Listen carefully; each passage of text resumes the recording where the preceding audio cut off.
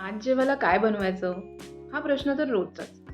पण आज एक गोष्ट मात्र नक्की होती, की मला काहीतरी भाताचा भन्नाट प्रकार खायचा होता. तर मग झालं असं, ऑफिसमधून परत येताना सहज एका मासे विक्रेत्याकडे माझी नजर गेली आणि समोर ताजी कोळंबी. बस, विषय संपला. तिथेच आजच्या मेनूवर शिक्कामोर्तब झाला. आजच्या स्वयंपाकघरात रंगणार होता झणझणीत कोळंबी भात. कधी-कधी बेस्ट प्लॅन्स असेच अचानक बनतात, नाही का? आणि हो, भात आणि माझी गट्टी तुम्हाला माझ्या पुढच्या रेसिपीजमधून नक्कीच कळेल.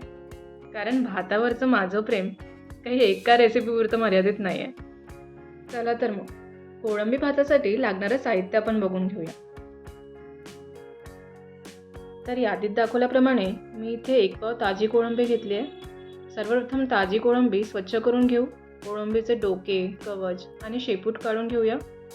त्यानंतर पाठीच्या बाजूने हलका चिरा देऊन आत असलेल्या काळ्या रंगाची शीर काळजीपूर्वक काढून घेऊया आणि कोळंबीला 2 ते 3 पाण्याने स्वच्छ धुवून घेऊया. कोळंबी छान स्वच्छ झाली की त्यामध्ये अर्धा निंबू आणि मीठ टाकून कोळंबीला 15 ते 20 मिनिटांसाठी मॅरिनेट करायला ठेवूया. तोपर्यंत आपण इथे तांदूळ स्वच्छ धुवून घेऊ.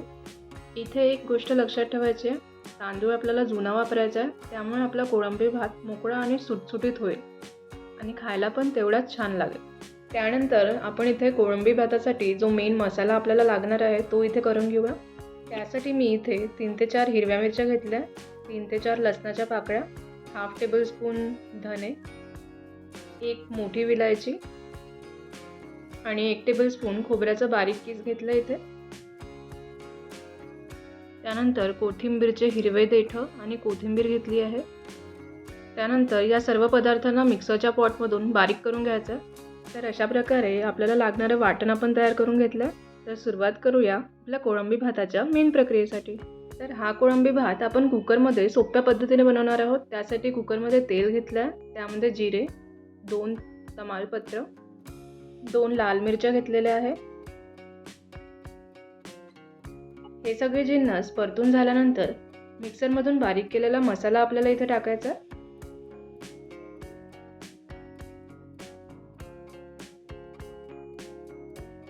मसाला छान परतून घेतल्यानंतर त्यामध्ये आपल्याला हाफ टेबलस्पून हळद टाकायचे.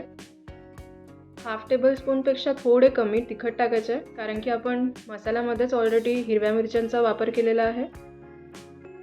त्यानंतर थोडे परतून घेऊन यामध्ये मॅरिनेट केलेले कोळंबी टाकायचे आणि त्यानंतर स्वच्छ धुतलेले तांदूळ यात टाकायचे. चवीनुसार गरम मसाला टाकायचा, चवीनुसार मीठ टाकायचे. त्यानंतर साधारणतः 1 मिनिट मसाल्यातच कोळंबी आणि तांदळाला परतून घ्यायचं. किती सुंदर रंग आलाय ना, बघा. त्यानंतर यात जाईल कोथिंबीर आणि सोबतच 3 ते 4 मिंटचे पानं. त्यानंतर आपल्याला या भातामध्ये कोमट पाणी टाकायचं. कोमट पाणी वापरल्याने भात मोकळा आणि सुटसुटीत होतो. थंड पाण्याचा वापर केला तर भात आसट होण्याची शक्यता जास्त असते. नंतर कुकर लावून 3 ते 4 शिट्या आपल्याला इथे काढून घ्यायच्या. आणि येस, आपल्या स्वयंपाकघरात दरवळणाऱ्या खमंग सुगंधासह आपला कोळंबी भात तयार आहे. या कोळंबी भाताला कोकणच्या खाद्यसंस्कृतीत एक महत्त्वाचे स्थान आहे. तर वाट कसली बघताय?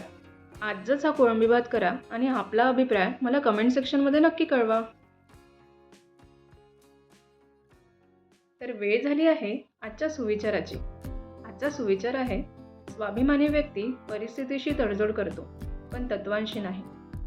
व्हिडिओ शेवटपर्यंत पाहिल्याबद्दल मनःपूर्वक धन्यवाद. अशा स्वादिष्ट आणि सोप्या महाराष्ट्रीयन रेसिपीजसाठी मयुरीज महाराष्ट्रीयन रेसिपीज मराठी चॅनलला सबस्क्राईब करा आणि बेल आयकॉन नक्की दाबा, जेणेकरून प्रत्येक नवीन रेसिपीची माहिती तुम्हाला सर्वात आधी मिळेल. पुन्हा भेटूया एका नवीन आणि खास चविष्ट रेसिपीसह. धन्यवाद.